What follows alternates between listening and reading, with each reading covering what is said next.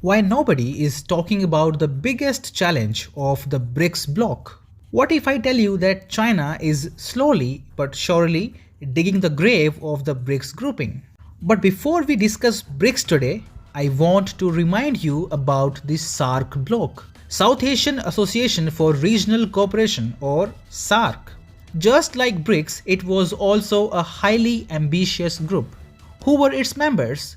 Bangladesh, Bhutan, India, the Maldives, Sri Lanka, and Pakistan, basically all South Asian countries. Its primary purpose was to integrate the region economically. Sadly, the group has become defunct today. Why? Because two of its biggest members happen to be arch rivals, India and Pakistan.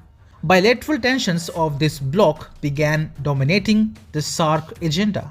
Pakistan's rampant support to extremists and terrorists forced India to permanently suspend its communication with the SAARC platform. Instead, India made another bloc of all these nations, barring Pakistan. The new group is called BIMSTEC. Member nations are Bangladesh, Bhutan, India, Myanmar, Nepal, Sri Lanka, and Thailand.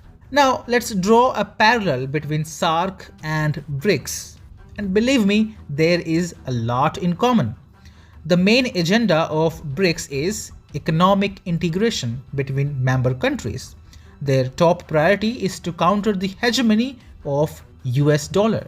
They are also planning to roll out a common currency for BRICS countries to facilitate trade without having to use the American dollar. It is super ambitious, I must say, but the plan is facing a massive challenge. Experts are saying that BRICS might never stand up to Western hegemony because it has some fundamental problems. Just like SAARC, the two biggest members of BRICS are vehemently against each other, India and China. Potentially a problem is that the BRICS themselves have tensions within them. So for example, China and India have a lot of tensions. They've had skirmishes on the border between them. In the economic area, India has imposed some sanctions or blocked some Chinese companies from investing in India. So there's some tensions there. It's a complicated arrangement. So it is highly likely that tensions between these two Asian giants may start dominating the BRICS agenda, just like what happened in SAARC. This will eventually spell doom for BRICS and prevent its proper functioning. There is one more concern. Tensions could arise in the expansion of the bloc as well. We all know China and Pakistan are all-weather allies. In future, what if China insists on making Pakistan a member of the bloc? India will never allow that. Similarly, India may want Vietnam to come on board, but China would never agree. This is also going to create complications. And lastly, India is also wary of China's plans to pit its yuan currency as a successor to the US dollar. Make no mistake, a strong dollar might be a threat to India's economic independence, but a strong yuan will definitely be a security challenge for India. At the end of the day, US is a democratic partner of India, but China is a communist snake that can never be trusted by New Delhi. The trust deficit between New Delhi and Beijing is huge. Look at this report from June 1st.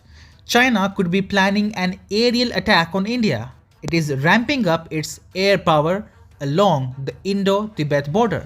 Needless to say, under such circumstances, a genuine initiative by BRICS might never take place. And that is why I firmly believe that for BRICS to emerge as a formidable power on the world stage, China must act to mend its ties with the other Asian giant, India. Some also believe that this will never happen as long as the megalomaniac leader of China, Xi Jinping, is sitting at the helm. So, should we wait for Xi Jinping to step down as China's president to make BRICS really successful? Maybe yes.